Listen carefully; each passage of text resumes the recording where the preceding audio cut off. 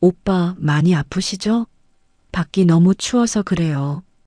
그녀의 손이 제 어깨를 천천히 쓰다듬어 내려올 때 저는 정말 숨이 멎는 줄 알았습니다. 60평생 앞만 보고 고속도로 위를 달려온 제 몸이 처음 본 여자의 손길 한 번에 비겁할 정도로 맥없이 무너지더군요. 저기 수련 씨, 지금 뭐 하시는 겁니까? 제 목소리는 볼품없이 떨려 나왔습니다. 당황해서 몸을 피하려 했지만 수십 년 화물차 운전으로 찌든 피로가 납덩이처럼 제 몸을 짓눌렀습니다. 아니, 어쩌면 제 마음이 그 포근함을 차마 거부하지 못했던 걸지도 모릅니다. 찜질해 드리는 거예요. 오빠 몸이 돌덩이처럼 뭉쳤네요. 얼마나 고단하게 사신 거예요? 희미한 조명 아래 비친 그녀의 얼굴은 56이라는 나이가 무색할 만큼 고왔습니다. 수수한 듯 하면서도 묘하게 사람을 홀리는 그 깊고 쓸쓸한 눈빛. 그녀의 손길은 능숙하게 제 어깨와 등을 타고 내려왔습니다. 저는 본능적으로 느꼈습니다.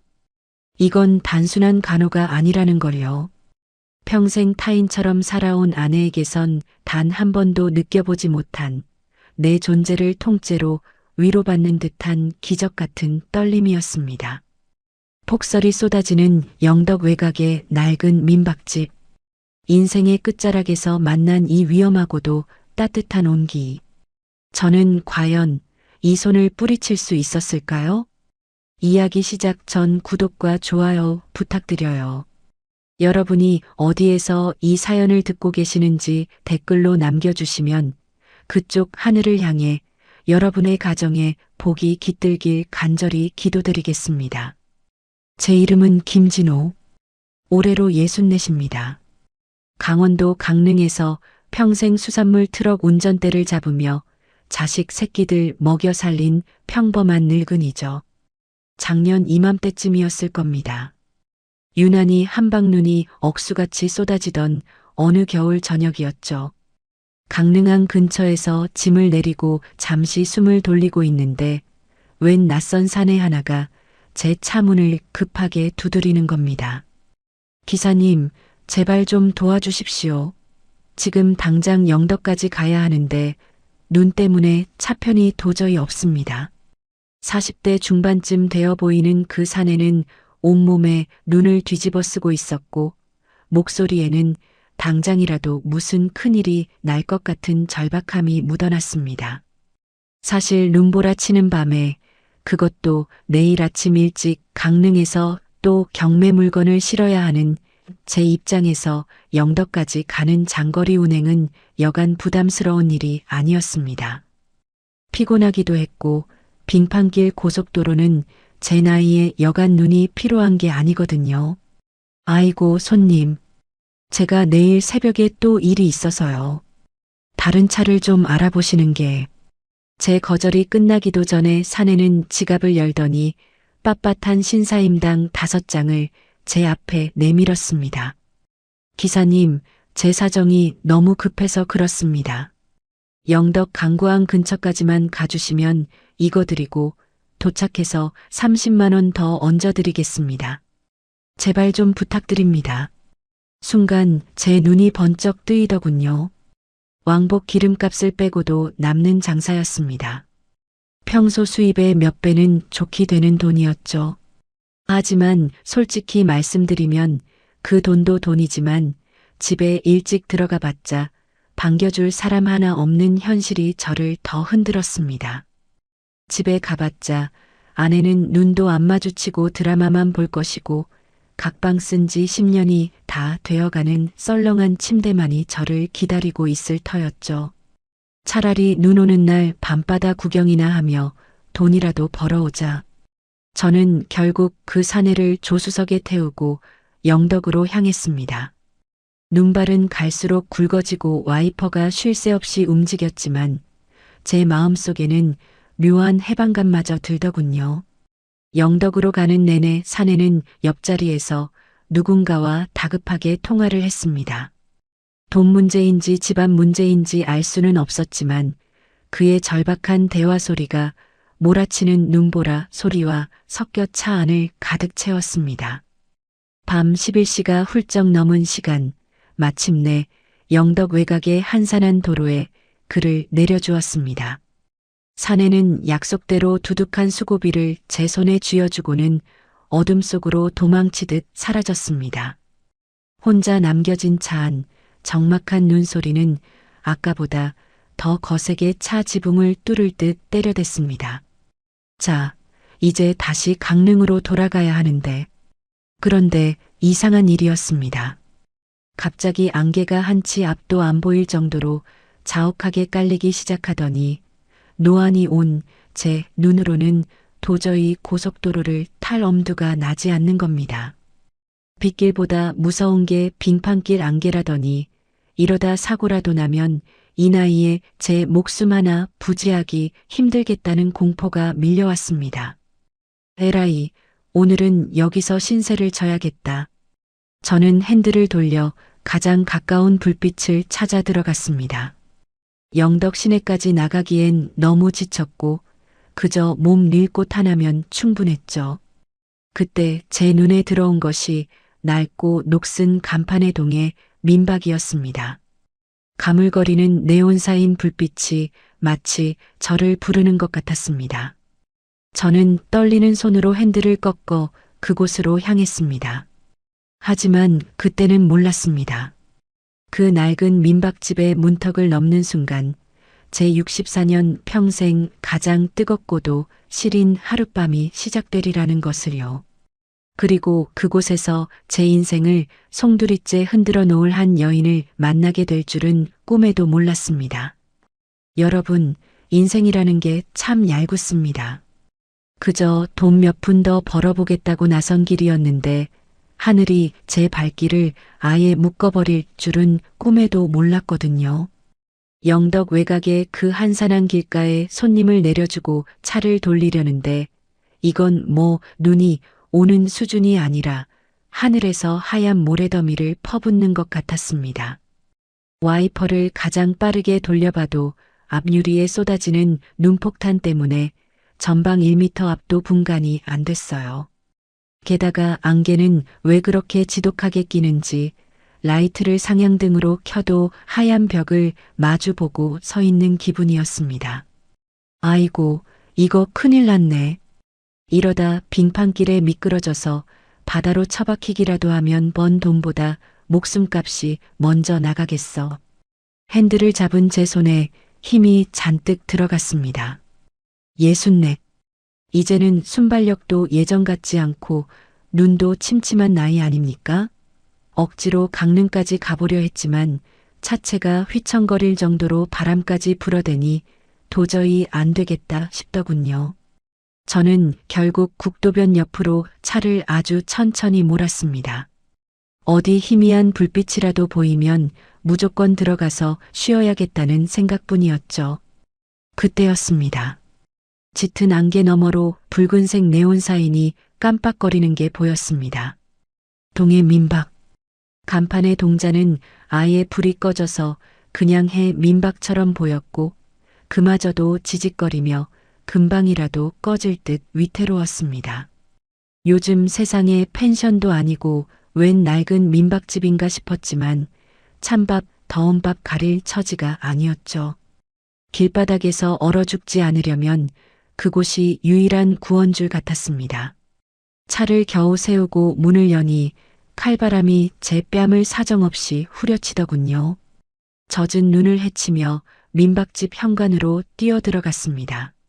계십니까? 아이고, 눈이 너무 많이 와서 그런데 방 하나 있습니까? 현관을 들어서자마자 훅 하고 끼쳐오는 건 눅눅한 곰팡이 냄새와 오래된 장판 냄새였습니다. 카운터라고 해봤자 사람 하나 겨우 앉을 만한 구멍이 뚫린 나무 벽이었는데 거기 앉아있던 주인 남자가 귀찮다는 듯 고개를 들더군요. 방 있어요. 하룻밤 3만 원입니다. 선불이고요. 저는 지갑에서 젖은 10,000원짜리 3장을 꺼내 건넸습니다. 주인은 낡은 장부 옆에 놓인 플라스틱 열쇠꾸러미 하나를 제 쪽으로 툭 밀어주더군요. 2층 맨 끝방 201호였습니다. 엘리베이터 같은 건 기대도 안 했지만 나무 계단을 오를 때마다 삐걱하고 비명을 지르는 소리가 밤의 정막 속에 울려 퍼지는데 왠지 모르게 등 뒤가 서늘했습니다.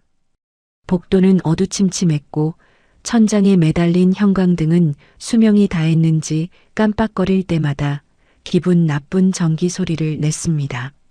마치 시간이 30년 전쯤에 멈춰버린 공간에 들어온 기분이었죠.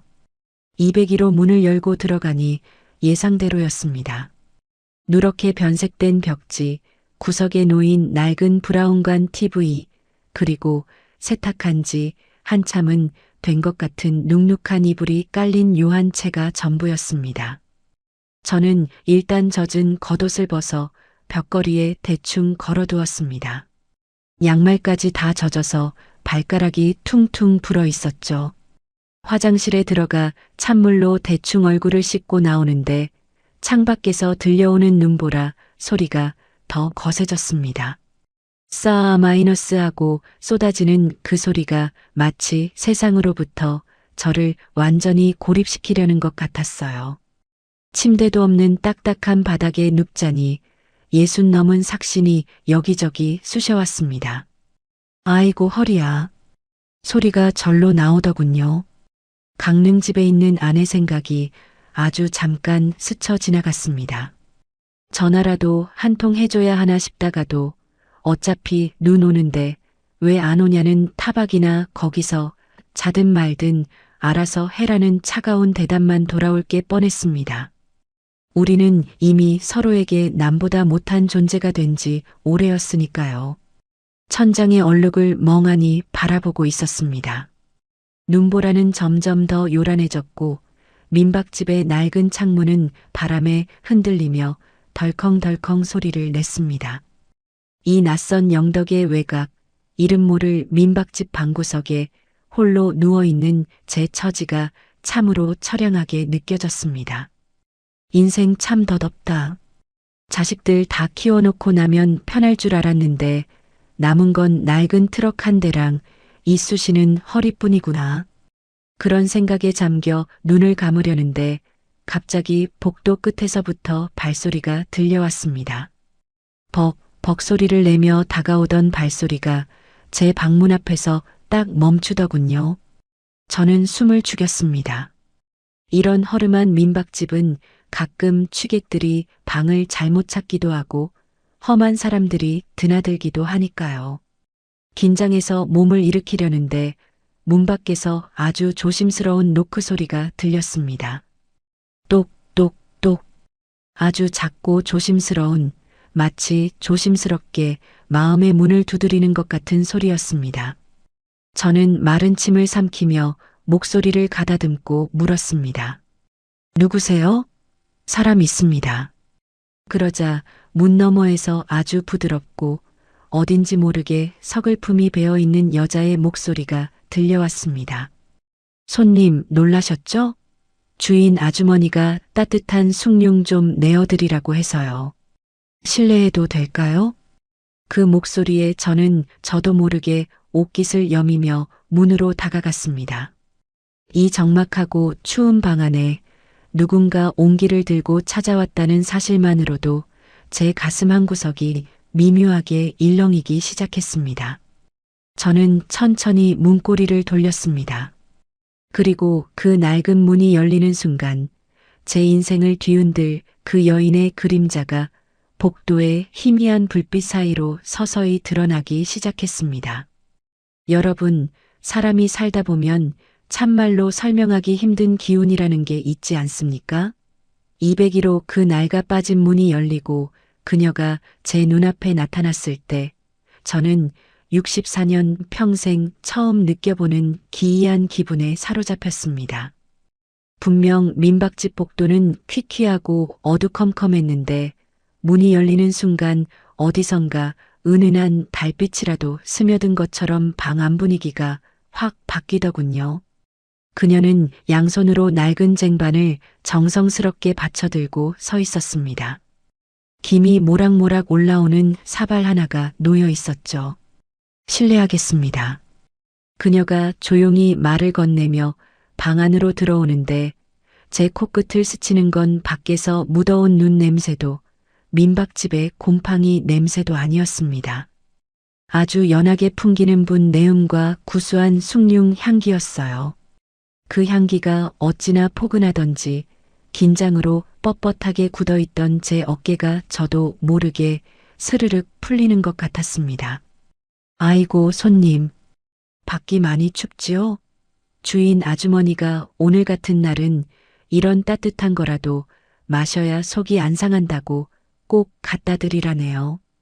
그녀는 쟁반을 바닥에 내려놓으며 저를 올려다봤습니다.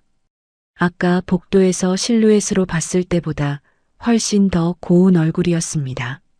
나이는 한 56쯤 되었을까요? 눈가에 잡힌 주름조차 마치 정성껏 그려넣은 수묵화처럼 우아해 보였습니다. 요즘 젊은 사람들처럼 화려하게 꾸민 건 아니었지만 수수한 블라우스 차림에 정갈하게 묶어 올린 머리 모양이 참으로 단정했죠. 그런데 이상한 건 그녀의 눈빛이었습니다.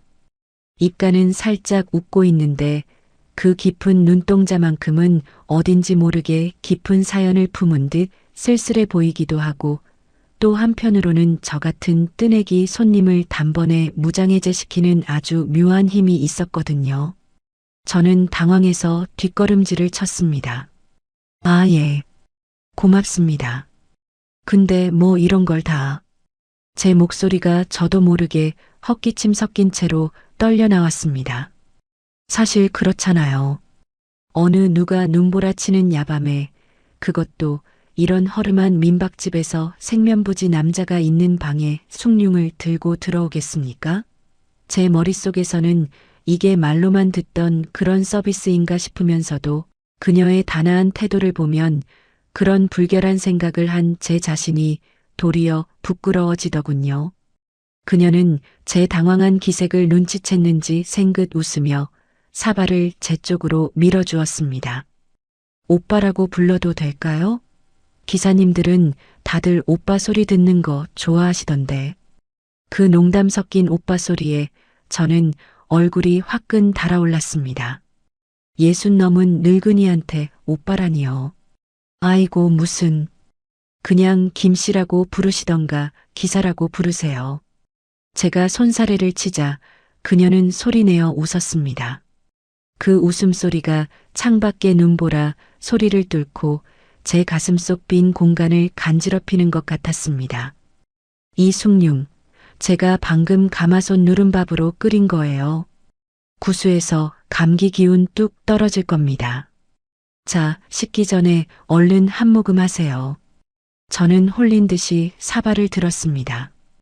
따뜻한 온기가 손바닥을 타고 전해지는데 왠지 모르게 눈시울이 시큰해지더군요.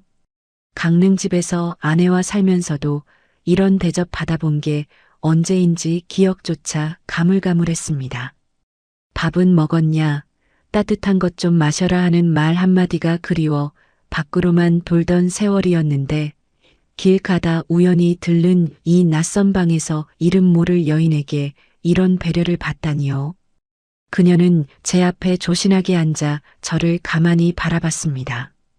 그 눈길이 참으로 따뜻하면서도 집요해서 저는 숭늉을 마시는 내내 어디에 시선을 둬야 할지 몰라 애를 먹었습니다.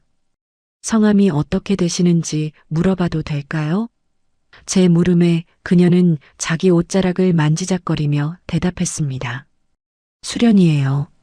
이 민박집 일 좀 도와주면서 지내고 있어요. 수련? 이름처럼 참 단아해 보이는 분이었습니다. 하지만 그녀가 뿜어내는 그 묘한 분위기, 사람의 마음을 꿰뚫어 보는 듯한 그 깊고 쓸쓸한 눈망울은 도저히 평범한 일꾼의 것이 아니었습니다. 왠지 모를 신비로움에 저는 점점 그녀가 궁금해졌습니다. 눈은 여전히 창문을 때리고 있었고 낡은 방 안은 오직 두 사람의 숨소리와 숭늉 마시는 소리뿐이었습니다. 저는 그녀의 시선을 피하려 괜히 방 안을 둘러보다가 이대로 있다가는 심장이 터져버릴 것 같아 서둘러 일어서려 했습니다. 아, 예. 수련 씨, 숭늉 잘 마셨습니다. 이제 그만 가보셔도. 그런데 그 순간이었습니다. 마음은 급한데 좁은 방 안에서 몸을 뒤틀다 보니 바닥에 놓인 쟁반을 미처 보지 못했습니다. 당황해서 발을 떼는 순간 제 중심이 휘청하며 무너졌습니다. 아, 그 소리가 입 밖으로 터져 나오기도 전에 제 몸은 낡은 문턱 쪽으로 사정없이 쏠리고 말았습니다. 여러분, 인생이 참 각본 없는 드라마라더니 그 말이 딱 맞습디다. 그 수련 씨라는 여자의 묘한 눈빛에 홀려 정신을 못 차리다가 이제 그만 가보셔도 된다고 서둘러 일어서려던 게 화근이었어요. 마음은 급한데 몸은 낡은 화물 트럭처럼 삐걱거렸죠. 좁은 방 안에서 몸을 확 돌리는데 그만 제 발끝이 높디 높은 문턱에 턱하니 걸리고 만 겁니다. 으악! 짧은 비명과 함께 제 몸이 허공으로 붕 뜨는가 싶더니 콰당 소리를 내며 바닥으로 처박혔습니다. 그때 왼쪽 발목에서 우두둑하는 기분 나쁜 소리가 방 안을 울렸어요. 순간 눈앞이 노랗게 변하면서 숨이 턱 막히는 통증이 밀려왔습니다. 64년 평생 큰 사고 한 번 없이 운전대 잡던 저인데 이 낯선 타지 민박집 방구석에서 이렇게 허무하게 고꾸라질 줄이야 누가 알았겠습니까? 아이고 오빠, 괜찮으세요? 수련 씨가 비명을 지르며 제게 달려왔습니다. 통증 때문에 얼굴을 일그러뜨리고 발목을 감싸 쥔 채 뒹굴고 있는 저를 보며 그녀는 한치의 망설임도 없이 제 곁에 무릎을 꿇고 앉더군요. 가만히 계세요. 움직이면 더 다쳐요. 어디 봐요, 여기에요? 그녀의 손이 제 발목에 닿았습니다. 아까 숭늉을 건네주던 그 고운 손이었는데 지금은 제법 힘이 실린 능숙한 손길이었습니다. 양말을 조심스럽게 벗겨내는데 발목이 벌써 벌겋게 부풀어 오르기 시작했더군요. 저는 아픔도 아픔이지만 처음 보는 여자 앞에서 맨발을 내놓고 있다는 민망함에 몸을 빼려 했습니다. 아, 저기. 수련 씨, 괜찮습니다. 제가 금방 일어날게요. 별거 아닙니다. 별거 아니긴요. 뼈라도 상했으면 어쩌려고요? 오빠, 제 말 들으세요. 지금은 가만히 계시는 게 도와주는 거예요. 그녀의 목소리가 아까보다 훨씬 단호해졌습니다. 평소 집에서 아내한테는 들어본 적 없는 정말 나를 걱정해서 해주는 강단 있는 꾸지람이었죠. 그녀는 서둘러 방 밖으로 나가더니 잠시 후 하얀 수건에 싼 얼음 주머니와 압박 붕대를 챙겨 들어왔습니다. 이런 허름한 민박집에 얼음이 어디 있나 싶었는데 나중에 알고 보니 주방 냉동고를 다 뒤져서 가져왔다고 하더군요. 그녀는 제 다리를 자기 무릎 위에 조심스럽게 올렸습니다. 차가우니까 조금만 참으세요. 차가운 얼음팩이 뜨겁게 달아오른 발목에 닿는 순간 치익 소리가 날 것 같은 청량함과 함께 통증이 조금씩 가라앉기 시작했습니다. 수련 씨는 제 곁에 앉아 하염없이 그 얼음 주머니를 고쳐대며 찜질을 해주었습니다. 시간이 얼마나 흘렀을까요? 창밖의 눈보라 소리는 여전한데 방 안은 묘하게 평온해졌습니다. 제 발목을 정성스럽게 어루만지는 그녀의 손길은 단순한 간호가 아니었습니다. 30년 넘게 험한 길만 달리며 굳은 살 박인 제 못생긴 발을 그녀는 마치 귀한 보물이라도 다루듯 조심스럽고 따뜻하게 감싸주었습니다. 아프시죠? 조금만 더 있으면 붓기 가라앉을 거예요. 오늘 밤은 제가 옆에서 계속 봐드릴 테니까 걱정 마세요. 희미한 전등 불빛 아래에서 제 발목을 정성껏 주무르는 그녀의 옆 얼굴을 보는데 문득 가슴 한구석이 찡해졌습니다. 집에서는 제가 아프다고 해도 병원이나 가보지 그래요라며 TV 채널만 돌리던 아내의 뒷모습이 떠올랐거든요. 남보다 못한 남편 대접받으며 살아온 세월이 억울해서일까요? 아니면 이 여자의 손길이 너무나 따뜻해서일까요? 저는 저도 모르게 깊은 한숨을 내뱉었습니다. 통증이 가시자 그동안 꾹꾹 눌러 담아왔던 제 마음속 응어리들이 슬그머니 고개를 들기 시작한 겁니다. 수련 씨는 제 한숨 소리를 들었는지 고개를 들어 저를 가만히 쳐다봤습니다. 그 눈빛이 마치 무슨 힘든 일이 그렇게 많으세요? 라고 묻는 것만 같았죠. 저는 찜질팩을 갈아주려 일어나는 그녀의 손을 저도 모르게 살짝 붙잡았습니다. 그리고 입술을 뗐습니다. 이 낯선 곳, 폭설 속에 갇힌 이 방에서라면 누구에게도 하지 못했던 제 속마음을 다 털어놓을 수 있을 것 같았거든요. 여러분, 참 이상한 일이지요. 평생을 같이 산 아내한테도 입 밖으로 꺼내지 못했던 말들이 오늘 처음 본 이 여자 앞에서는 본물 터지듯 쏟아져 나오니 말입니다. 수련 씨가 제 발목에 정성껏 얼음팩을 대주며 제 표정을 살피는데 그 따뜻한 눈길을 마주하고 있자니 가슴속 깊은 곳에 쟁여두었던 묵은 먼지들이 한꺼번에 들썩거리는 기분이었습니다. 수련 씨, 내가 참 한심해 보이죠? 이 나이 먹고 타지에 와서 길바닥에 나앉지도 못하고 발목이나 삐끗해서 여자 손에 발을 맡기고 있으니 제 씁쓸한 말투에 수련 씨는 고개를 가로저으며 손길을 멈추지 않았습니다. 아니에요, 오빠. 사람이 살다 보면 예기치 못한 일도 생기는 법이죠. 마음 쓰지 마세요. 그 마음 쓰지 마라는 한마디가 어찌나 제 가슴을 후벼 파던지 저는 창밖의 눈보라 소리를 배경 삼아 제 속을 다 개워내기 시작했습니다. 나 말이요, 강릉집에서는 귀신처럼 삽니다. 자식들 다 키워서 시집 장가 보내고 나면 인생 피는 줄 알았는데 그게 아니더라고요. 어느 순간부터 아내하고는 밥상머리에서 마주 앉는 것도 어색해졌습니다. 한 집구석에 사는데도 각자 방에서 나오질 않아요. 밥도 그래요. 아내는 제가 밖에서 뭘 먹고 다니는지 허리는 안 아픈지 묻지도 않아요. 그냥 제가 알아서 챙겨 먹거나 남은 반찬에 물 말아 먹는 게 일상입니다. 저는 수련 씨의 무릎 위에 놓인 제 발을 내려다보며 말을 이었습니다. 우리 부부 각방 쓴 지가 벌써 10년이 다 되어 갑니다. 처음엔 제가 밤늦게 트럭 몰고 들어오니까 잠 깨우기 미안해서 시작한 일이었는데 그게 벽이 될 줄은 몰랐어요. 이제는 안방 문 앞에 서면 남의 집 문 앞에 선 것처럼 가슴이 답답합니다. 말 한마디 붙이려고 해도 아내의 차가운 눈빛을 보면 입이 딱 붙어버려요. 30년 넘게 고속도로 위에서 뼈 빠지게 고생하며 자식들 먹여 살리고 집 한 채 마련했건만 정작 그 집 안에서 나는 아무도 찾지 않는 섬이 되어버린 겁니다. 말을 하다 보니 목이 메어왔습니다. 60을 넘기며 남자가 가장 외로울 때가 언제인 줄 아십니까? 밖에서 험한 꼴 당하고 들어왔을 때가 아니라 집안의 정막이 나를 집어삼키려 할 때입니다.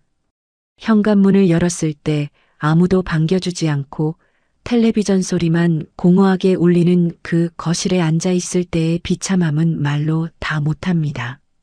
수련 씨는 모를 거예요. 내가 오늘 영덕까지 내려온 것도 사실은 그 정막이 무서워서 도망치듯 나온 길이었소. 손님이 고액을 준다니까 덥석 물었지만 속으로는 오늘 밤은 그 숨막히는 집구석에 안 들어가도 되겠구나 싶어 내심 좋아했단 말입니다. 근데 이렇게 사고를 당하고 나니 나를 걱정해서 이렇게 차가운 얼음팩을 갈아주는 건 아내가 아니라 오늘 처음 본 수련 씨네요. 이게 제 인생의 성적표인가 봅니다. 제 고백이 끝날 때쯤 방 안은 잠시 정막에 휩싸였습니다. 창밖의 눈보라는 여전히 거칠었지만 그 낡은 민박집 방 안은 묘하게 따뜻한 온기가 감돌고 있었죠. 수련 씨는 제 이야기를 다 듣고 나서도 한동안 제 발목을 천천히 문지르고 있었습니다. 그녀의 손길이 아까보다 더 부드러워진 것 같아 슬쩍 얼굴을 보니 앞불싸 그녀의 눈가에 이미 맑은 이슬이 맺혀 있는 게 아니겠습니까? 저는 당황해서 몸을 일으키려 했습니다. 아이고, 내가 괜한 소리를 해서 수련 씨 마음을 무겁게 했나 보네. 미안합니다. 하지만 수련 씨는 제 손을 가만히 누르며 자리에서 일어나지 못하게 했습니다. 그리고는 맺혀있던 눈물 한 방울을 툭 떨어뜨리며 그동안 숨겨왔던 본인의 이야기를 아주 조심스럽게 꺼내기 시작했습니다.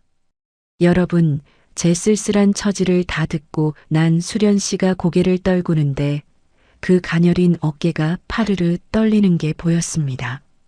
저는 그저 제 팔자가 세상에서 제일 기구한 줄로만 알았는데 그녀의 입에서 흘러나오는 이야기는 제가 감히 상상도 못할 만큼 깊고 어두운 골짜기를 지나오고 있었더군요. 오빠는 집이라도 있고 돌아갈 가족이라도 있죠. 저는요. 돌아갈 곳도 저를 기다려줄 사람도 없는 사람이에요. 그녀는 제 발목에 대고 있던 얼음 주머니를 고쳐쥐며 먼 곳을 바라보는 듯한 눈빛으로 입을 뗐습니다. 수련 씨는 원래 대구에서 제법 큰 식당을 운영하던 당찬 여사장이었다고 합니다. 그런데 믿었던 남편이 문제였죠.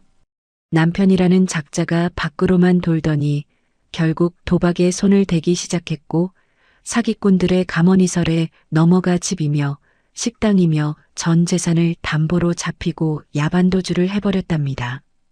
그날 아침을 잊지 못해요.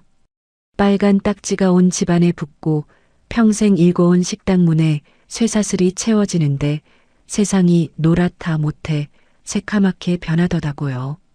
남편은 연락 두절이고 빚쟁이들은 날마다 들이닥쳐서 제 머리채를 잡고 흔들었죠. 결국 자식들도 그 풍파를 못 견디고 뿔뿔이 흩어졌어요. 엄마가 미워서, 아빠가 원망스러워서 제 전화를 아예 차단해 버리더라고요. 그녀는 젖은 목소리로 말을 이었습니다. 지난 10년 세월 동안 수련 씨는 이름도 모르는 전국의 식당 주방을 전전하며 설거지통에 손이 짓무르도록 일을 했다고 합니다. 연고도 없는 영덕 이곳까지 흘러들어온 건 그저 바다 끝으로 오면 세상의 모진 소리들이 안 들릴까 싶어서였다고요. 이곳 민박집에서 방 청소를 하고 손님들 뒷수습을 하며 하루하루 목숨을 부지하고 있었던 겁니다. 오빠, 저 이 예쁜 옷도 사실은 시장 구석에서 주워온 거예요. 남들 앞에서는 웃으며 따뜻한 숭늉 드세요 하지만 속은 이미 시커멓게 타서 재만 남았어요. 밤마다 이 낡은 방구석에 누워있으면 창밖의 눈보라 소리가 꼭 빚쟁이들 고함 소리처럼 들려서 잠을 못 자요. 나도 한때는 누군가의 귀한 아내였고 토끼 같은 자식들의 엄마였는데 왜 내 인생만 이렇게 밑바닥으로 처박혔는지 억울해서 미칠 것 같은 밤이 한두 번이 아니었답니다. 그녀의 눈에서 굵은 눈물방울이 제 손등 위로 툭 떨어졌습니다. 그 눈물은 뜨거웠습니다. 아니, 뜨겁다 못해 제 심장을 지지는 것 같았어요. 56. 아직은 여자로서 사랑받고 싶고 예쁜 것만 보고 싶을 나이에 그녀는 낯선 남자들의 발이나 주무르며 인색한 월급에 매여 살고 있었던 겁니다. 저는요, 오늘 오빠가 이 문턱에서 넘어졌을 때 솔직히 말씀드리면 조금 기뻤어요. 누군가에게 도움이 될 수 있다는 게, 누군가를 간호하며 내 온기를 나눠줄 수 있다는 게 너무 오랜만이라서요. 저 참 나쁜 여자죠? 그녀가 억지로 미소를 지어 보이는데 그 모습이 어찌나 가련하던지 제 가슴이 찢어지는 것 같았습니다. 남편에게 배신당하고 세상에 버림받은 채 이 허름한 민박집을 도피처 삼아 살아온 그녀의 세월이 제 구비구비 고속도로 인생과 너무나 닮아 보였습니다. 우리는 서로 다른 길을 달려왔지만 결국 외로움이라는 종착역에서 만난 가련한 영혼들이었던 겁니다. 저는 울먹이는 수련 씨를 보며 더 이상 아무 말도 할 수 없었습니다. 제 쓸쓸한 노년은 그녀의 찢겨진 삶에 비하면 배부른 투정 같았거든요.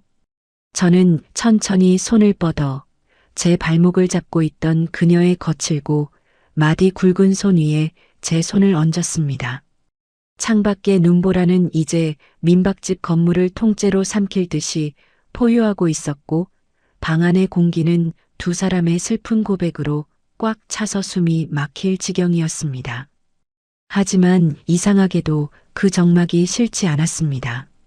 오히려 그 눈보라 소리가 우리 두 사람의 비밀을 세상으로부터 꼭꼭 숨겨주는 든든한 울타리처럼 느껴졌죠. 여러분, 낡은 민박집 천장을 때리는 눈보라 소리가 꼭 누군가 울부짖는 소리처럼 들릴 때가 있습니다.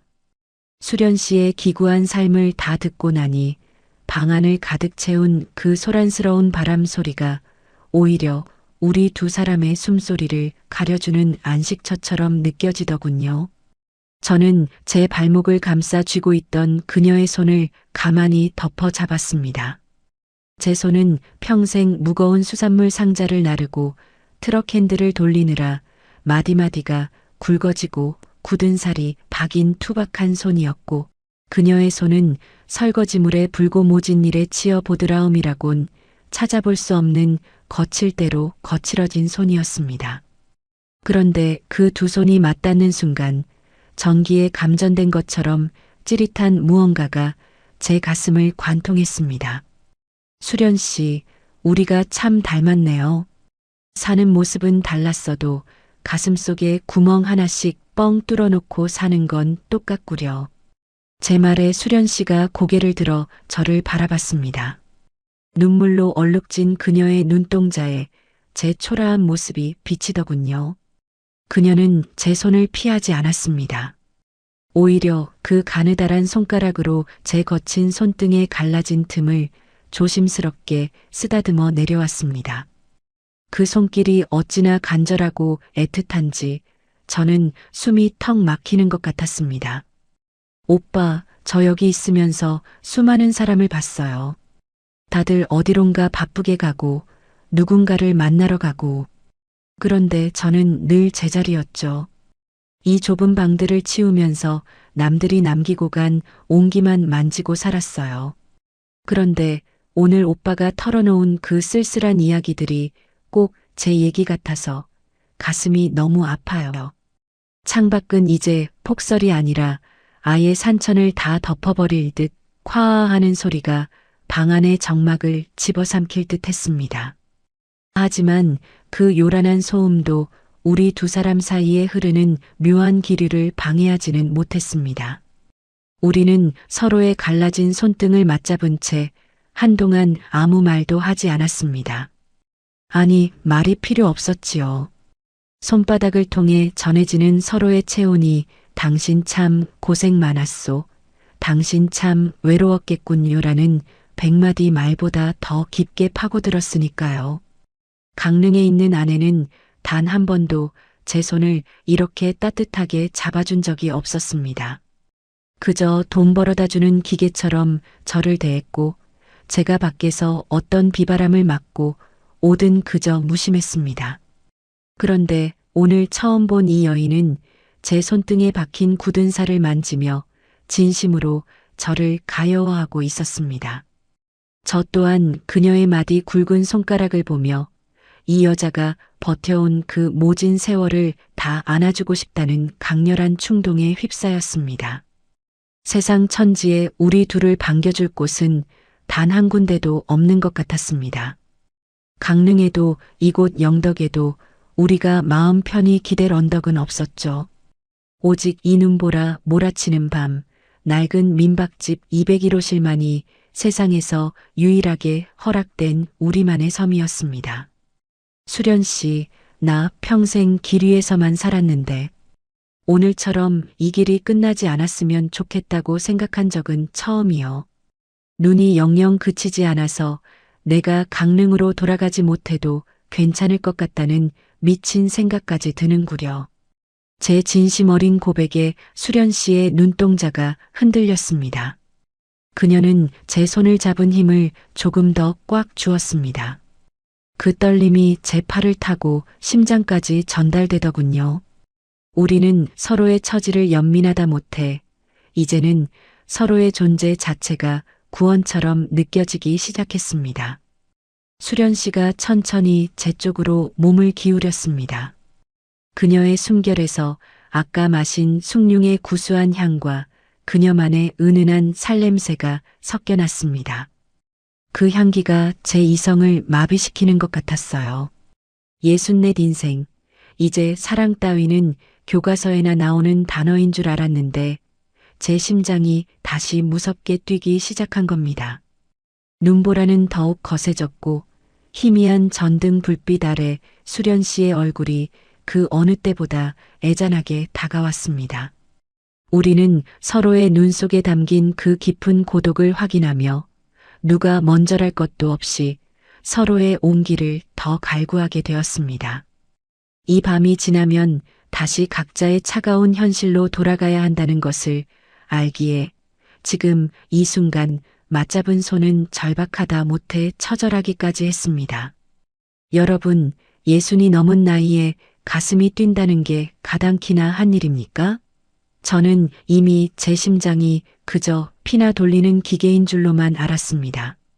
그런데 그 눈보라 요란한 방 안에서 제 손을 잡은 수련 씨의 체온이 살을 타고 들어오는데 멈춰있던 제 영혼이 거칠게 요동치기 시작하더군요. 수련 씨의 손이 제 어깨를 천천히 쓰다듬어 내려올 때 저는 정말 숨이 멎는 줄 알았습니다.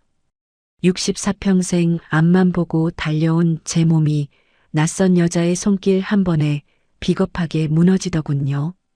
저기 수련 씨, 지금 뭐 하시는 겁니까? 목소리가 볼품없이 떨려 나왔습니다. 당황해서 몸을 피하려 했지만 수십 년 화물차 운전으로 찌든 피로가 납덩이처럼 제 몸을 짓눌렀습니다. 아니, 어쩌면 제 마음이 그 포근함을 거부하지 못했던 걸지도 모릅니다. 찜질해 드리는 거예요. 오빠 몸이 돌덩이처럼 뭉쳤네요. 얼마나 고단하게 사신 거예요? 희미한 조명 아래 비친 그녀의 얼굴은 56이라는 나이가 무색할 만큼 고왔습니다. 수수한 듯 하면서도 묘하게 사람을 홀리는 그 깊고 쓸쓸한 눈빛. 그녀의 손길은 능숙하게 제 어깨와 등을 타고 내려왔습니다. 저는 본능적으로 느꼈습니다. 이건 단순한 간호가 아니라는 걸요. 평생 타인처럼 살아온 아내에게선 단 한 번도 느껴보지 못한 내 존재를 통째로 위로받는 듯한 기적 같은 떨림이었습니다. 폭설 쏟아지는 영덕 외곽의 낡은 민박집. 인생의 끝자락에서 만난 이 위험한 온기. 저는 과연 이 손을 뿌리칠 수 있었을까요? 우리는 누가 먼저랄 것도 없이 서로의 품으로 파고들었습니다. 창밖의 눈보라는 이제 세상의 모든 소음을 덮어버렸고 낡은 민박집의 삐걱거리는 장판은 우리의 서러운 무게를 묵묵히 받아내고 있었습니다. 30년 넘는 결혼 생활 동안 의무와 습관처럼 나누던 그런 몸짓과는 전혀 달랐습니다. 이건 그동안 굶주려왔던 영혼들이 서로를 구걸하듯 채워주는 그런 간절한 몸부림이었습니다. 제 거친 손이 그녀의 마디진 살에 닿을 때마다 저는 제가 살아있다는 걸 뼈저리게 느꼈습니다. 그녀 역시 제 품 안에서 어린아이처럼 흐느끼며 제 등에 손톱 자국을 남겼습니다. 오빠, 나 너무 외로웠어요. 세상에 나 혼자 버려진 줄 알았어요. 그녀의 울음 섞인 고백이 제 가슴팍을 적셨고 저는 그 눈물을 다 닦아주고 싶어 그녀를 더 꽉 안았습니다. 64 남자와 56 여자.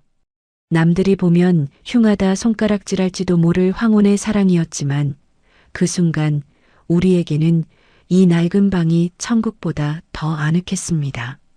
짓물러진 가슴끼리 맞대고 서로의 상처를 혓바닥으로 하차주듯 우리는 밤새도록 긴 사랑을 나누었습니다.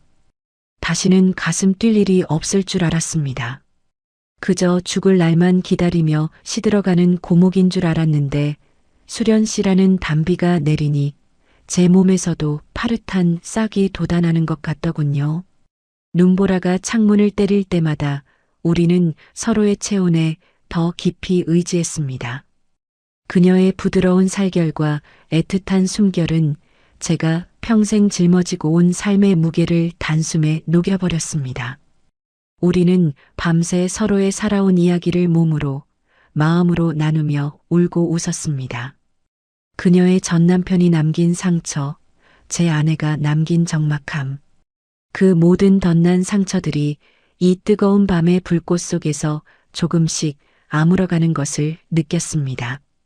인생 참 얄궂지요. 가장 추운 날, 가장 허름한 곳에서 제 생에 가장 따뜻한 빛을 만났으니 말입니다. 그렇게 한참을 서로의 체온 속에 잠겨 있다 보니 어느덧 창밖의 눈보라도 조금씩 잦아들기 시작했습니다. 하지만 제 마음속에 피어오른 불꽃은 꺼질 줄을 몰랐습니다. 희뿌연 새벽빛이 창가에 머물 때쯤 저는 결심했습니다. 이 여자를 다시는 이 차가운 어둠 속에 혼자 두지 않겠노라고요. 여러분, 눈을 떴을 때 창밖으로 비쳐드는 그 눈부신 햇살을 평생 잊지 못할 겁니다. 어젯밤 세상을 다 집어삼킬 듯이 몰아치던 눈보라는 언제 그랬냐는 듯 잦아들었고 온 세상은 마치 신부의 면사포를 덮어쓴 것처럼 순백의 침묵 속에 잠겨 있더군요. 좁고 낡은 민박집 방 안으로 스며든 새벽 공기는 차가웠지만 제 옆에서 고이 잠든 수련 씨의 온기 덕분에 제 가슴은 여전히 뜨거운 가마솥 같았습니다. 간밤에 나눈 그 깊은 교감은 단순한 하룻밤의 일탈이 아니었습니다. 그건 죽어가던 두 영혼이 서로의 체온으로 심폐소생술을 한 것이나 다름없었죠.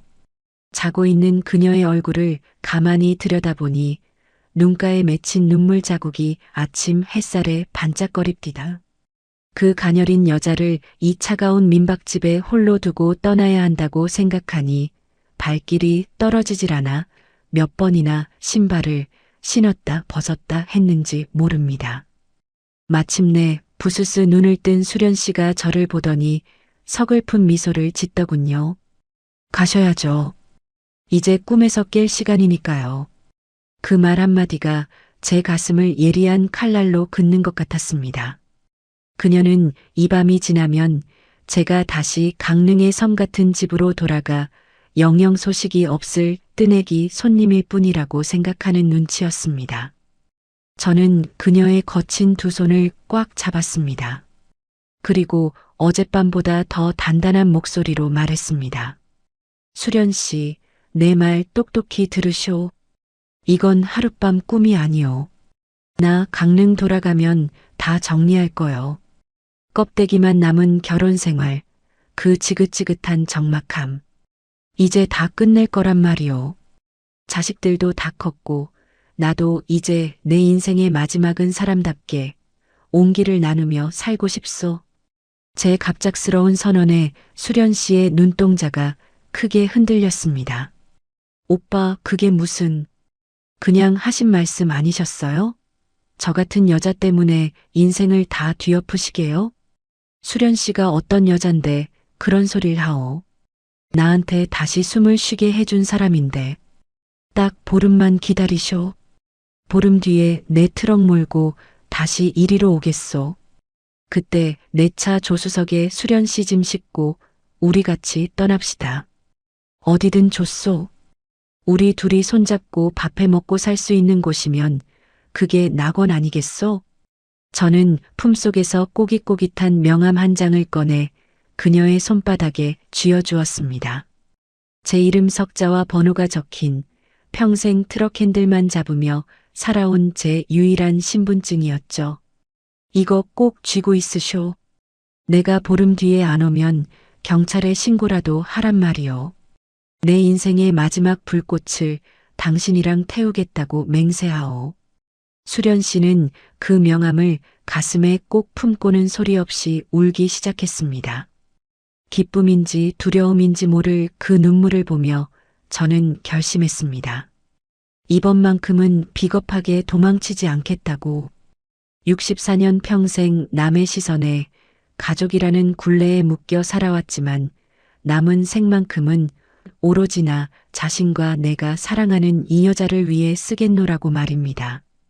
민박집 문을 나서는데 발목이 약간 욱신거렸지만 마음만큼은 구름 위를 걷는 기분이었습니다.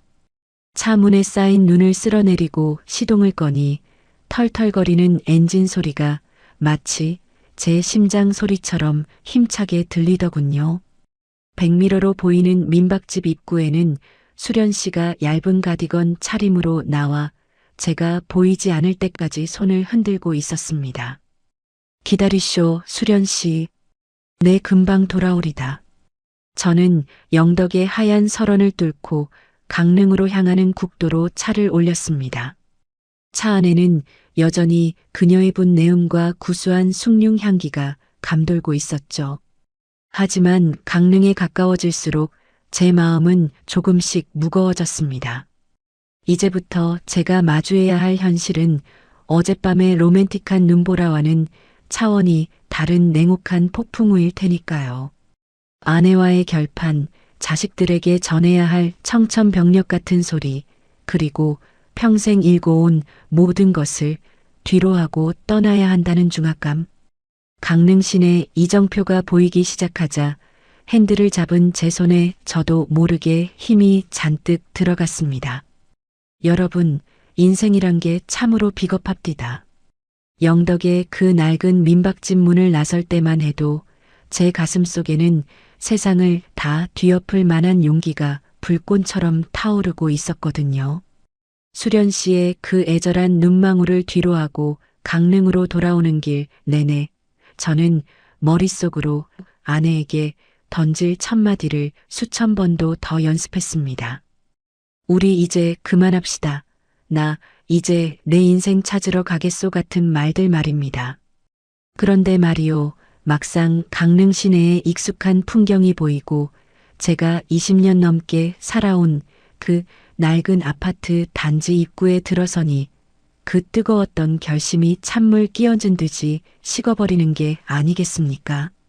집 현관문을 열고 들어서는데 코끝을 찌르는 건 수련 씨의 포근한 분 내음이 아니라 삭막한 사람 사는 냄새 가리고 곰팡이 핀 정막이었습니다. 거실 소파에는 아내가 등을 돌린 채 앉아 텔레비전 예능 프로그램을 보고 있더군요. 제가 하룻밤을 밖에서 자고 눈보라를 뚫고 죽을 고비를 넘겨 돌아왔는데도 아내는 고개조차 돌리지 않았습니다. 왔어요? 눈 때문에 길 막혔다더니 고생했네. 밥은 싱크대에 있으니까 알아서 차려 먹어요. 그 무심한 목소리. 30년을 함께 산 사람의 목소리가 어찌 저리도 남보다 차가울 수 있을까요? 그 순간 제 입안에 맴돌던 우리 헤어집시다라는 말은 목구멍 뒤로 꿀꺽 넘어가 버렸습니다. 화를 내야 할지 슬퍼해야 할지도 모른 채 저는 멍하니 거실 한복판에 서 있었습니다. 제가 투명인간이라도 된 것 같은 그 기분, 여러분은 아십니까? 방으로 들어와 자식들에게 전화를 걸어볼까 휴대폰을 만지작거렸습니다.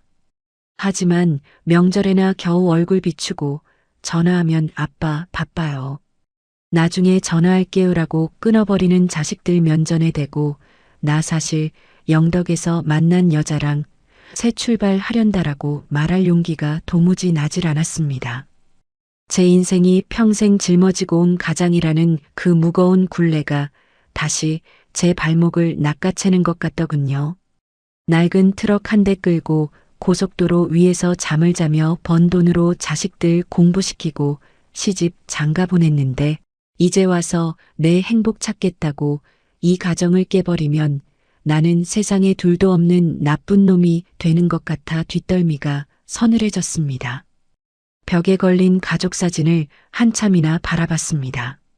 사진 속에 저는 어색하게 웃고 있고 아내는 무표정하고 자식들은 제 갈 길 바빠 보입니다.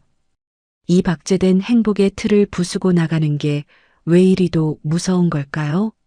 영덕에서의 그 뜨거웠던 하룻밤은 마치 전생의 일처럼 아득해졌습니다. 수련 씨의 손등에 박힌 굳은 살을 어루만지며 했던 그 뜨거운 약속이 이제는 제 목을 죄는 무거운 족쇄가 되어 돌아왔습니다. 나 같은 늙은이가 무슨 꿈을 꾼 거지. 그래, 그건 눈보라가 만든 환상이었을 거야. 저는 침대에 몸을 뉘었습니다. 발목은 여전히 욱신거렸고 수련 씨가 정성껏 감아준 붕대는 어느덧 느슨해져 있었습니다. 그 붕대를 풀기가 무서웠습니다. 이걸 풀면 그녀와의 마지막 연결고리마저 끊어질 것 같았거든요. 하지만 저는 비겁하게도 그 붕대를 풀어 쓰레기통에 던져 넣었습니다. 그리고는 다시 평소처럼 아무 일도 없었던 것처럼 이 지긋지긋하고 익숙한 정막 속으로 제 몸을 숨겼습니다. 수련 씨에게 준 명함이 떠올랐습니다. 그녀는 지금쯤 보름 뒤를 손꼽아 기다리며 그 낡은 민박집 마당을 쓸고 있겠지요. 그 생각을 하니 가슴 한구석이 미어 터질 것 같았지만 거실에서 들려오는 텔레비전 소리와 아내의 마른 기침 소리가 저를 현실이라는 감옥에 다시 가두어 버렸습니다. 약속한 보름 중에서 벌써 사흘이 지났습니다. 저는 트럭 운전대를 다시 잡았지만 예전처럼 힘이 나질 않았습니다. 신호 대기에 걸릴 때마다 저는 핸들에 이마를 대고 깊은 한숨을 내뱉었습니다. 미안하오, 수련 씨. 내가 이토록 못난 놈이었소. 시간은 무심하게 흘러갔고 제 의지는 현실이라는 벽 앞에 가루가 되어 흩어지고 있었습니다. 약속의 날이 하루하루 다가올수록 제 심장은 죄책감과 두려움으로 시커멓게 타들어갔습니다. 여러분, 사람이 참 간사합디다. 눈보라 치던 그 낡은 방에서는 당장이라도 세상을 등지고 그녀에게 달려갈 것처럼 굴더니 막상 따뜻한 내 집 거실에 앉아 TV 소리를 듣고 있으니 그 모든 게 한낮 밤안개처럼 흐릿해지더군요. 아니, 어쩌면 흐릿해진 게 아니라 무서워진 거겠죠. 64년 동안 쌓아 올린 이 지루하고도 평온한 지옥을 내 손으로 부수는 게 벼랑 끝에서 뛰어내리는 것보다 더 두려웠던 겁니다. 강릉으로 돌아온 지 열흘째 되던 날이었습니다. 운전석 옆자리에 던져둔 제 휴대폰이 진동을 울리더군요. 액정에는 제가 저장해두지 않은 번호 하지만 한눈에 봐도 경북 지역 번호인 그 숫자가 떠 있었습니다. 영덕이었습니다. 가슴이 철렁 내려앉더군요. 수련 씨였습니다. 보름이 다 되어가도록 제게서 아무 소식이 없으니 그녀가 그 마디 굵은 손으로 떨며 공중전화를 붙잡았거나 민박집 전화를 빌려 걸었을 그 모습이 눈앞에 선했습니다. 그런데 저는요, 그 진동 소리가 꼭 저를 잡아 가두려는 쇠사슬 소리처럼 들렸습니다. 여보, 전화 오는데 왜 안 받아? 안방에서 들려오는 아내의 무심한 목소리에 깜짝 놀라 휴대폰을 엎어버렸습니다. 저는 비겁하게도 통화 거절 버튼조차 누르지 못한 채 그저 진동이 멈출 때까지 숨을 죽이고 바라만 봤습니다. 휴대폰 화면이 꺼지고 다시 어둠이 찾아오는데 제 마음속에서도 무언가 툭 하고 끊어지는 소리가 나더군요. 이혼. 그 두 글자가 제 인생에서 얼마나 무거운 것인지 새삼 실감했습니다. 아내와 말 한마디 안 섞고 남처럼 산 지 10년이라지만 막상 도장을 찍고 짐을 싸서 나간다는 건 전혀 다른 문제였습니다. 자식들 눈치는 또 어떻고요? 아버지가 노년에 노망이 났나 보다 할 그 소리가 무서워 저는 스스로를 제 발바닥 밑에 진흙보다 더 작게 만들었습니다. 그날 이후로도 전화는 몇 번 더 왔습니다. 보름이 되는 날에는 아침부터 밤까지 정기적으로 진동이 울리더군요. 저는 트럭을 몰고 고속도로 갓길에 차를 세운 채 운전대에 머리를 박고 울었습니다. 미안하오, 수련 씨. 내가 이토록 못난 놈이요. 내가 당신한테 했던 말은 다 거짓말이 되어버렸소. 결국 저는 약속한 보름을 훌쩍 넘겨버렸습니다. 수련 씨에게 줬던 그 명함은 이제 그녀에게 희망이 아니라 세상에서 가장 잔인한 거짓말쟁이의 증거가 되었겠지요. 그녀가 민박집 마당 끝에 서서 먼 산을 보며 제 트럭 소리를 기다렸을 그 시간들을 생각하면 사지가 뒤틀리는 것 같았습니다. 하지만 저는 끝내 그 번호를 누르지 못했습니다. 비겁한 침묵. 그것이 제가 선택한 도피처였습니다. 저는 다시 익숙한 강릉의 정막 속으로 숨어들었습니다. 아내는 여전히 제가 밖에서 무슨 생각을 하는지 묻지 않았고 저는 다시 섬처럼 밥을 먹고 잠을 잤습니다. 마치 영덕에서의 그 뜨거웠던 하룻밤이 제가 꾸었던 고약한 꿈인 것처럼 스스로를 속이기 시작한 겁니다. 그런데 말이요, 여러분. 침묵한다고 해서 기억이 사라지는 건 아니더군요. 트럭 조수석에 밴 그녀의 향기는 지워지지 않았고 비가 오거나 눈이 오려 할 때마다 쑤셔오는 발목은 끊임없이 그날 밤의 일을 상기시켰습니다. 저는 점점 더 말수가 적어졌고 제 눈빛은 초점을 잃어갔습니다. 몸은 강릉에 있지만 제 영혼의 절반은 영덕의 그 낡은 민박집 방구석에 버려두고 온 것 같았으니까요. 그렇게 한 달이 지나고 두 달이 지났습니다. 저는 이제 수련 씨가 제 번호를 지웠을 거라고 저 같은 노인을 잊고 다시 그 억척스러운 삶으로 돌아갔을 거라고 믿으려 애썼습니다. 그렇게 믿어야만 제 비겁함을 정당화할 수 있었으니까요. 그러던 어느 날이었습니다. 여느 때처럼 고속도로 휴게소에서 시든 김밥으로 끼니를 때우고 차에 올라타려는데 낯익은 우편물 하나가 제 트럭 와이퍼에 꽂혀 있는 게 보였습니다. 제 집 주소로 온 게 아니라 제 트럭 번호를 수소문해서 보낸 것 같은 낡은 봉투 하나였습니다. 봉투 겉면에는 삐뚤빼뚤하지만 정성 들여 쓴 글씨로 김진호 기사님 앞이라고 적혀 있었죠. 그 봉투를 집어드는 제 손이 눈보라 치던 그날 밤보다 더 심하게 떨리기 시작했습니다. 여러분, 후회라는 놈은 꼭 세상에서 가장 잔인한 타이밍에 찾아오더군요. 비겁한 침묵 뒤로 숨어버린 지 석 달째 되던 날, 저는 결국 제 자신을 이기지 못했습니다. 매일 밤 꿈속에서 수련 씨의 그 서글픈 눈망울이 저를 빤히 쳐다보는데 도저히 견딜 수가 있어야죠. 아이고, 진호야. 내가 그러고도 남자냐? 내가 그러고도 사람이야. 거울 속에 제 자신에게 침을 뱉고는 저는 무작정 트럭 시동을 걸었습니다. 아내에게는 일주일치 장거리 배차가 잡혔다고 대충 둘러댔습니다. 아내는 이번에도 조심히 다녀오시라는 말 한마디 없이 건조하게 고개만 끄덕이더군요. 그 무심한 뒷모습을 보는데 오히려 마음이 편했습니다. 그래, 이 적막한 감옥에서 나가는 게 맞다. 이제라도 수련 씨 손을 잡고 어디론가 도망치자. 그런 결연한 마음으로 페달을 밟았습니다. 영덕으로 향하는 길은 지난번 폭설 때와는 전혀 달랐습니다. 길가엔 파릇파릇한 새싹이 돋아나고 봄 기운이 완연한데 제 마음은 여전히 그날 밤의 차가운 눈보라 속에 갇혀 있는 기분이었죠. 수련 씨가 나를 보고 뺨을 때리면 어쩌나. 아니, 화도 안 내고 그저 울기만 하면 어쩌나. 별의별 생각을 다하며 도착한 국도변. 드디어 저 멀리 낡은 동에 민박 간판이 보였습니다. 그런데 말이요, 여러분. 그 간판을 보는 순간 제 심장이 툭 하고 바닥으로 떨어졌습니다. 동자 불이 꺼져 있던 그 낡은 간판은 이제 아예 한쪽 줄이 끊어져 위태롭게 대롱거리고 있었고, 민박집 마당에는 사람 온기 하나 없이 마른 낙엽만 뒹굴고 있더군요.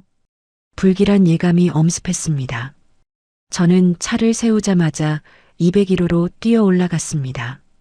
수련 씨, 수련 씨, 목이 터져라 불렀지만 돌아오는 건 텅 빈 복도의 공허한 메아리뿐이었습니다.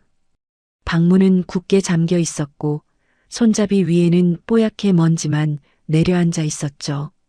저는 미친 사람처럼 아래층 카운터로 내려갔습니다. 거기엔 예의 그 무심한 표정의 주인 남자가 아니라 웬 구분 등의 노인네 한 분이 툇마루에 앉아 담배를 태우고 계시더군요. 어르신, 여기 일하던 수련 씨, 수련이라는 여자분 어디 갔습니까? 제 다급한 물음에 노인은 담배 연기를 길게 내뿜으며 저를 가만히 올려다봤습니다. 그 눈빛이 어찌나 무겁고 날카롭던지 제가 지은 죄를 다 알고 있는 것만 같아 등줄기에 식은땀이 흘렀습니다. 수련이 그 여자라면 이미 보름도 더 전에 떠났소. 떠나다니요? 어디로요? 아무 말도 안 남겼습니까? 노인은 혀를 찢찢하며 말을 이었습니다. 매일 같이 마당 끝에 서서 강릉 쪽 길만 쳐다보더니만 눈이 다 녹고 꽃이 피기 시작하니까 더는 못 기다리겠다고 하더군. 자기 같은 여자한테 봄은 사치라나 뭐라나. 낡은 보따리 하나 달랑 메고는 새벽차 타고 떠났소. 어디로 가는지 묻지도 말라 하더군. 아, 그러고 보니 그 여자가 떠나기 전에 저기 기둥 뒤에 뭘 하나 끼워두고 갔는데 노인의 손가락이 가리킨 곳에는 제 명함이 꽂혀 있었습니다. 제가 수련 씨 손바닥에 꼭 쥐어주었던 제 인생을 걸겠다고 호언장담하며 건넸던 그 꼬깃꼬깃한 명함 말입니다. 명함 뒷면에는 그녀의 정갈한 글씨로 딱 한 문장이 적혀 있었습니다. 기다림도 제 업보인가 봅니다. 부디 그곳에서 평안하세요. 그 글귀를 읽는 순간 제 다리에 힘이 풀려 그 자리에 주저앉고 말았습니다. 아, 짐승 같은 신음이 입 밖으로 터져 나왔습니다. 그녀는 제가 오지 않을 것을 알면서도 그 비겁한 침묵을 견디며 보름을 넘기고 한 달을 넘겨 저를 기다렸던 겁니다. 저는 제 비겁함이 그녀의 마지막 남은 희망까지 짓밟아 버렸다는 사실에 가슴을 쥐어뜯었습니다. 마당 한 구석에는 그녀가 숭늉을 끓일 때 썼을 법한 낡은 가마솥이 식은 채 덩그러니 놓여 있었습니다. 저는 그 가마솥을 부여잡고 한참을 울었습니다. 사방은 고요한데 제 통곡 소리만 영덕의 바닷바람에 실려 멀리 퍼져나갔습니다. 이제 그녀를 찾을 방법은 어디에도 없었습니다. 그녀는 다시 세상이라는 망망대해로 이름 없는 식당 주방으로 그 고달픈 고립 속으로 스스로를 던져버린 것입니다. 저는 텅 빈 201호 문 앞에 한참을 서 있었습니다. 문틈으로 새어나오는 눅눅한 냄새가 이제는 위로가 아니라 송곳처럼 제 가슴을 찔러댔습니다. 수련 씨, 내가 죽을 놈이요. 내가 정말 죽을 놈이요. 하지만 아무리 불러봐도 주인 없는 방은 대답이 없었습니다. 저는 터덜터덜 트럭으로 돌아왔습니다. 조수석은 여전히 비어 있었고 대시보드 위에는 그녀가 챙겨주려 했던 낡은 손수건 하나가 굴러다니고 있었습니다. 저는 그 손수건을 얼굴에 묻고 그녀의 잔향을 찾아 헤맸습니다. 인생의 마지막 불꽃을 태우자던 그 뜨거운 약속은 이제 제만 남은 채 제 가슴 속에 문신처럼 박혀버렸습니다. 여러분, 인생에서 가장 무거운 짐이 뭔 줄 아십니까? 트럭 적재함에 가득 실린 수십 톤의 화물일까요? 아니면 평생을 짊어지고 온 가장이라는 책임감일까요? 아닙니다. 진짜 사람을 죽게 만드는 건 바로 그때 그랬어야 했다는 뒤늦은 회한의 무게입니다. 수련 씨가 떠난 텅 빈 민박집을 확인하고 강릉으로 돌아온 뒤부터 제 인생은 이전과는 전혀 다른 지옥이 되어버렸습니다. 그 전까지의 지옥이 말 한마디 없는 적막의 지옥이었다면 이제는 제 심장을 날카로운 갈고리로 긁어대는 죄책감의 지옥이 시작된 겁니다. 저는 여전히 트럭 핸들을 잡습니다. 먹고 살아야 하니까요. 하지만 제 트럭의 행선지가 영덕 근처로 잡힐 때면 저는 운전석에 앉아있기도 힘들 만큼 사지가 떨려옵니다. 아이고 진호야. 내가 무슨 염치로 그쪽 길을 가느냐. 입술을 깨물며 고속도로를 달립니다. 영덕 톨게이트 이정표가 보이기 시작하면 심장이 입 밖으로 튀어나올 것만 같아요. 마음 같아서는 당장이라도 핸들을 꺾어 그 낡은 동에 민박으로 달려가고 싶습니다. 혹시나 그새 그녀가 돌아오지는 않았을까? 혹시나 그 근처 식당 어디선가 붉어진 손으로 설거지를 하고 있지는 않을까 하는 미련이 저를 붙잡거든요. 하지만 저는 결국 영덕 톨게이트를 빠져나가지 못합니다. 톨게이트 입구까지만 갔다가 그 파란 유도선을 따라가지 못하고 비겁하게 다시 직진 차선으로 차를 돌려버립니다. 그곳은 이제 제게 약속의 장소가 아니라 제 비겁함이 낱낱이 기록된 심판대 같은 곳이 되어버렸으니까요. 저는 영덕 근처의 국도변 휴게소에 차를 세우고 멍하니 바다를 바라보곤 합니다. 저 바닷바람이 그녀가 있는 곳까지 닿는다면 제 이 못난 사죄의 마음도 전해질까 싶어서요. 수련 씨, 보고 있소? 내가 이렇게 못난 놈이요. 당신 손을 잡을 용기도 없으면서 당신 인생을 다 흔들어 놓고 정작 내 인생의 안락함 뒤로 숨어버린 그런 비겁한 놈이란 말이요. 휴게소 식당에서 숭늉이라도 나오는 날엔 밥숟갈을 들지도 못하고 목이 메어옵니다. 구수한 향기만 맡아도 그날 밤 낡은 방 안의 온기와 그녀의 단아한 목소리가 귀에 쟁쟁하거든요. 그때 그녀가 내민 건 그냥 숭늉 한 사발이 아니라 벼랑 끝에 선 제 인생에 내밀어준 마지막 구원줄이었다는 걸 왜 그때는 몰랐을까요? 강릉집으로 돌아가면 아내의 무심함은 여전합니다. 아니, 이제는 그 무심함이 오히려 제게는 벌처럼 느껴집니다. 그래, 너 같은 비겁한 놈은 평생 이 적막 속에서 말라 죽는 게 마땅하다라고 세상이 저에게 손가락질하는 것 같습니다. 자식들이 가끔 안부 전화를 걸어와도 저는 대답을 하는 둥 마는 둥 합니다. 제 속은 이미 잿더미가 되어버렸는데 겉으로만 아버지 노릇을 하는 게 역겨워서 견딜 수가 없습니다. 매일 밤 저는 제 거친 손등을 들여다봅니다. 수련 씨의 눈물이 떨어졌던 그 손등, 그녀가 조심스럽게 어루만져 주었던 그 굳은 살들. 이제 그 위에는 지워지지 않는 낙인이 찍힌 것 같습니다. 약속을 저버린 자라는 낙인 말입니다.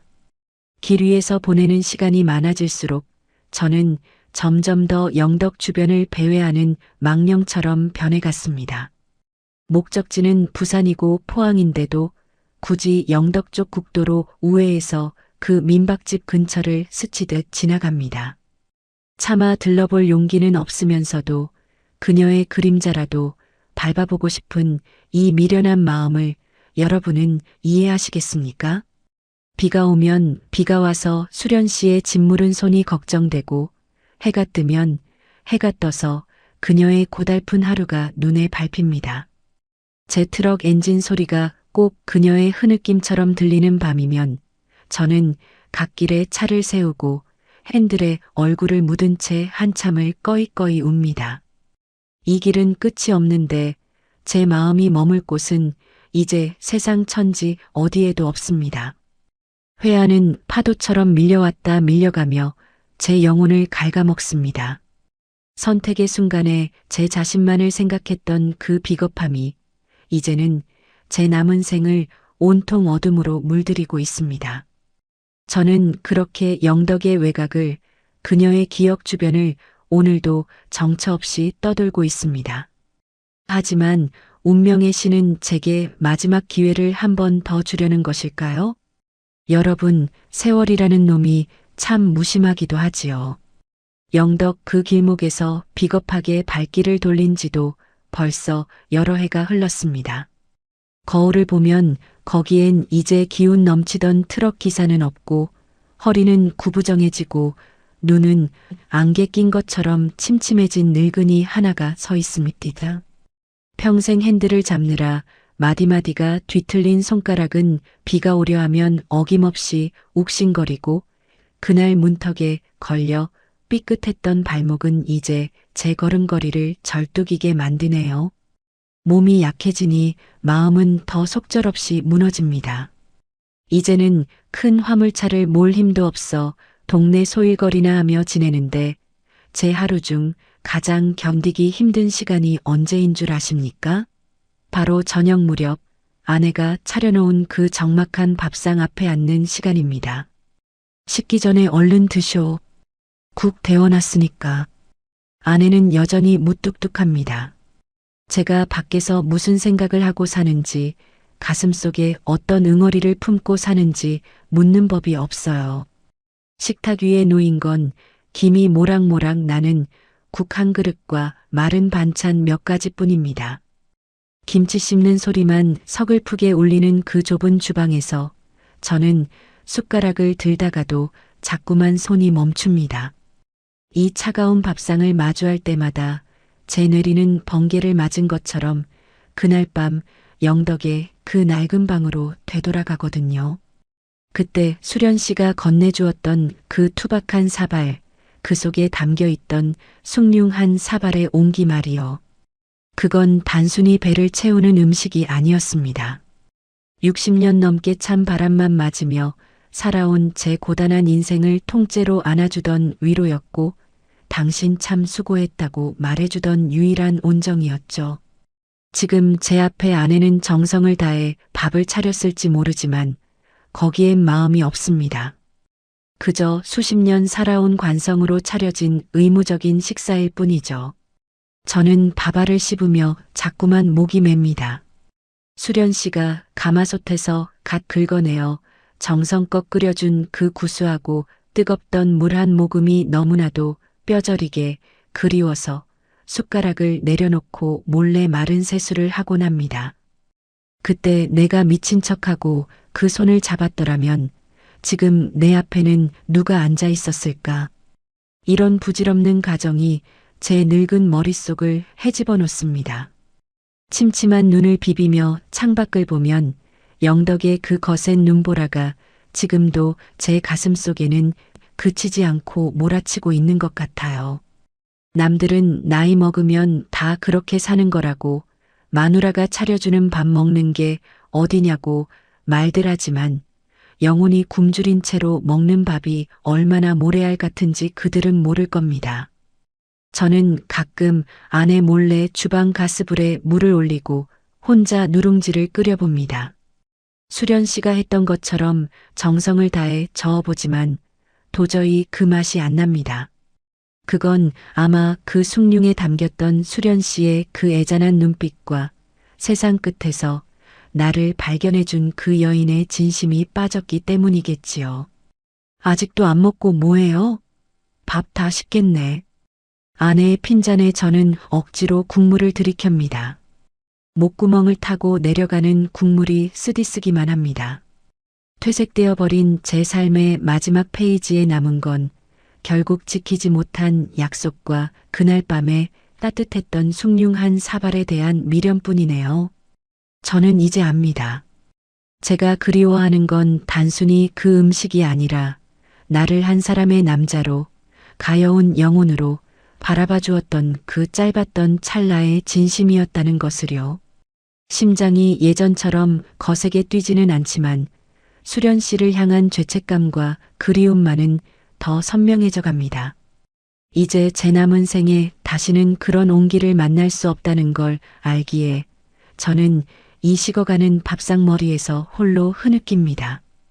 그렇게 무의미한 날들이 흐르던 어느 날이었습니다. 평소처럼 집 근처 작은 시장통을 걷고 있는데 저 멀리 노점상 사이로 제 눈을 의심케 하는 뒷모습 하나가 보였습니다. 정갈하게 묶어 올린 머리 모양, 그리고 어딘지 모르게 서글픔이 배어 있는 그 익숙한 어깨 곡선. 제 심장이 멈춘 듯 했습니다. 여러분, 인생이라는 긴 여정도 이제 해가 뉘엿뉘엿 지는 황혼에 접어들었나 봅니다. 시장통에서 본 그 뒷모습이 정말 수련 씨였는지 아니면 평생 죄를 짓고 산 제 눈이 만들어낸 환상이었는지는 저도 잘 모르겠습니다. 하지만 그날 이후로 저는 더 이상 도망치지 않기로 했습니다. 이 굽은 허리와 침침한 눈을 이끌고 저는 다시 영덕의 그 바다를 찾았습니다. 몇 년 만에 다시 찾은 영덕의 밤바다는 여전히 검고 깊었습니다. 파도 소리는 그때 그날 밤의 눈보라 소리처럼 거칠게 밀려왔다 사라지기를 반복하더군요. 저는 이제 더 이상 트럭을 몰지 못합니다. 낡은 지팡이에 몸을 의지한 채 백사장에 주저앉아 그 끝도 없는 수평선을 가만히 바라봅니다. 수련 씨, 나 여기 왔소. 너무 늦었지. 너무 늦어서 미안하오. 바닷바람에 섞인 짠 내음이 제 마른 입술에 닿습니다. 이제야 고백하건대 제가 수련 씨를 데리러 오지 못한 건 아내 때문도 자식 때문도 아니었습니다. 사실은 제 마음속에 자리 잡았던 그 알량한 비겁함 때문이었죠. 새로운 삶을 시작할 용기보다 익숙한 불행 속에 안주하는 게 더 편했던 제 못난 마음 말이요. 지키지 못한 약속은 가슴속에 깊은 흉터로 남았습니다. 하지만 여러분, 참 이상한 일이지요. 그 흉터가 아픈데 또 한편으로는 그 흉터 덕분에 제가 살아있다는 걸 느낍니다. 평생을 기계처럼 길 위만 달리던 제 무미건조한 삶에 수련 씨와의 그 짧았던 하룻밤은 제 생애 처음이자 마지막으로 타올랐던 사람다운 불꽃이었으니까요. 밤바다 너머로 보이는 저 멀리 오징어 배들의 불빛이 꼭 그녀의 민박집 창문에서 새어나오던 그 희미한 불빛처럼 보입니다. 저는 주머니 속에서 이제는 다 닳아버린 그날의 명함 한 장을 꺼내봅니다. 뒷면에 적힌 부디 그곳에서 평안하세요라는 그녀의 마지막 글귀가 이제는 제 삶을 용서해 주겠다는 따뜻한 위로처럼 다가옵니다. 수련 씨, 당신도 어디선가 이 바다를 보고 있을까요? 당신이 끓여준 그 따뜻한 숭늉 한 사발이 사실은 제 평생을 버티게 해준 가장 큰 양식이었소. 비록 우리는 다시 만나 손을 잡고 낙원으로 떠나지는 못했지만 제 가슴속 한구석에는 영원히 그날 밤의 눈보라와 당신의 온기가 살아 숨쉴 것이요. 제 인생의 페이지도 이제 거의 다 넘어가고 있습니다. 하지만 저는 슬프지 않습니다. 세상 끝에서 길을 잃었던 두 영혼이 잠시나마 서로의 체온을 나눴던 그 기억만으로도 이 초라한 노년은 충분히 빛나고 있으니까요. 검은 파도가 제 발밑까지 밀려왔다 돌아갑니다.